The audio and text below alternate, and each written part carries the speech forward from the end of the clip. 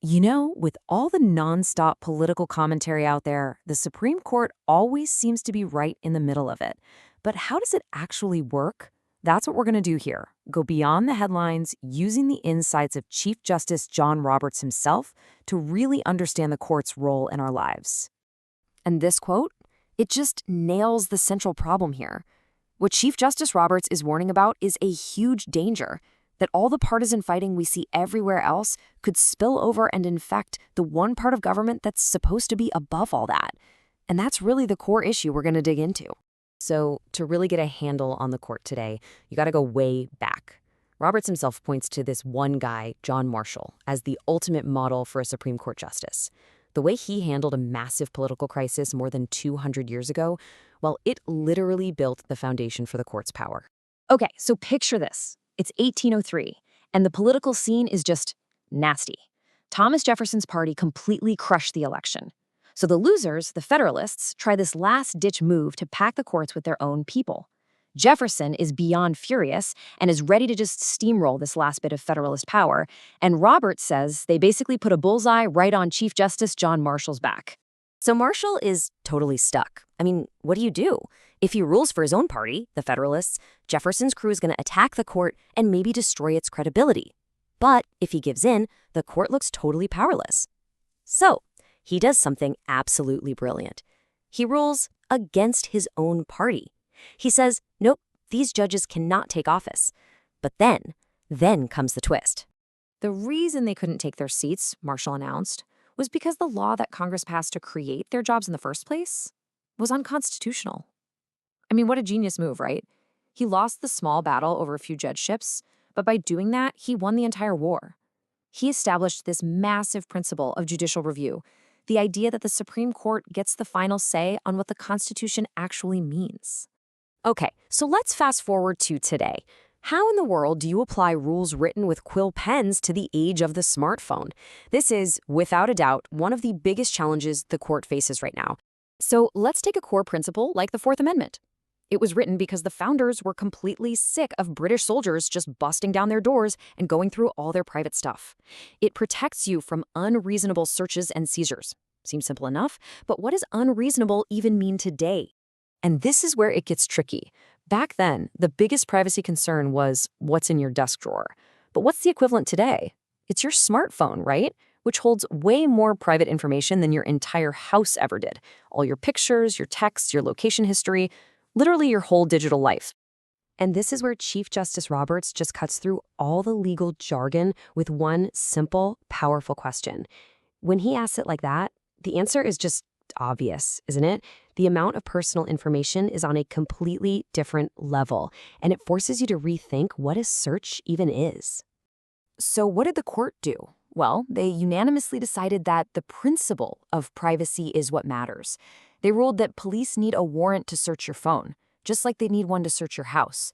They weren't stuck on the literal image of a desk drawer. No, they applied the core value of the Fourth Amendment to a piece of technology the founders could never, ever have dreamed of. So we've kind of seen how the court thinks about these big ideas, but what about how it actually works, the day-to-day?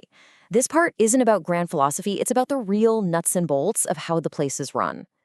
Okay, get ready for this number. Every single year, the Supreme Court gets an absolute flood of requests to hear cases.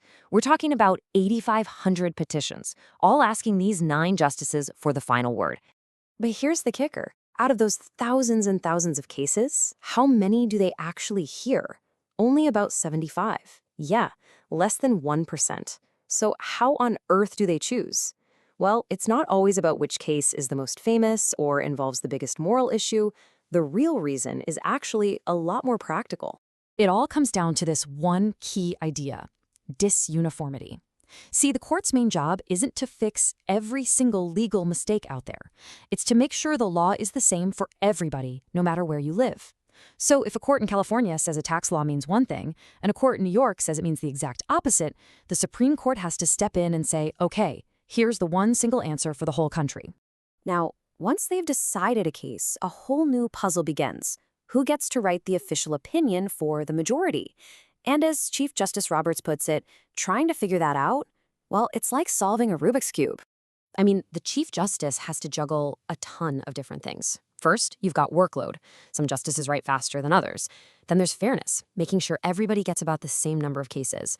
You've also got to distribute the really interesting cases and, well, the boring ones. They call those the dogs. Plus, you want to spread out the different legal subjects. He even uses it to keep things running smoothly, sometimes assigning two justices who just clashed on one case to work together on the next one. All right, so this all brings us to our final big idea, and honestly, it might be the most important one: the huge difference between a judge and a politician. And you see that difference most clearly when the law goes head-to-head with what the public wants. And there is no better or tougher example of this than a case involving the Westboro Baptist Church. This is a group that protests at the funerals of fallen soldiers with signs that the Chief Justice himself said were absolutely hateful. It is really hard to imagine a group that fewer people would want to defend. And yet, the Supreme Court ruled 8-1 in their favor. So why? Why would they do that? Because as horrible as their words were, they were on a public sidewalk. And the First Amendment protects all speech, not just the popular stuff. This really gets to the heart of it. A judge's job is not to be popular. Their job is to follow the law, no matter how hard that is. And this, right here, is the whole reason why federal judges get lifetime tenure. It's not some fancy job perk. It's essential to the whole system. It shields them from public anger, which gives them the freedom to make the decision that the Constitution demands, even if it's a decision that pretty much everyone hates. Chief Justice Roberts himself put it in probably the most blunt way you possibly could.